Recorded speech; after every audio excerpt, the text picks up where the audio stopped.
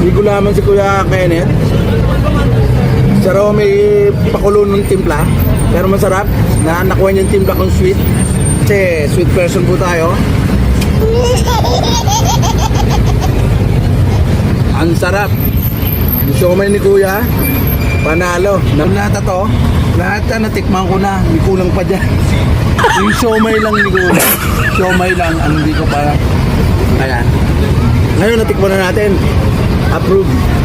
Ang rate po natin 8. Food rate 8 po dyan. Si Kuya Kenneth Oh. Ayun, si Kuya Kenneth po yan. Siya po yung salary ng siomay. So hinahango raw niya sa neighbor niya na chef. Siguro yung chef ay nagnegosyo na lang kasi mas maganda yung solo. And then, how many months, years ka nang nag-ano, Kuya? Oh, dito na, ganito lahat. 3 years? 3 buwan. Ito matagal lang. Ito matagal. Yung siomay, recently lang. 3 buwan lang.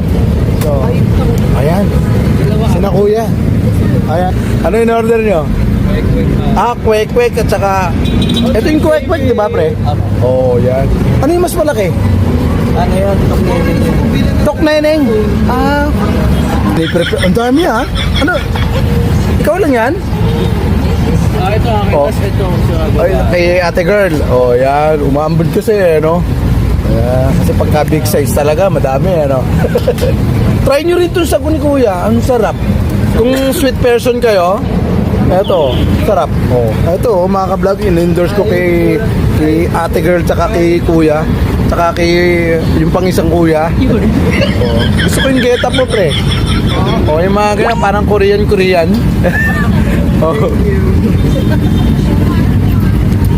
Nakakahatak yan ng ano. Alam mo na. Ayan, napakwento na naman siya. Mga ka-vlog yung Sir Pabs nyo. So, magkano Kuya yung ano mo, sago? 10 pesos din. So, meron ako sa yung atrasong 40. O, yan. Ano nangyari? Mainit ba? Ayan, mga ka-vlog yung kinakain nyo. Mainit daw. Ayan. Babayaran muna natin mga ka-vlog si Kuya Kenneth. Puro barya ang pera ko. 40 daw.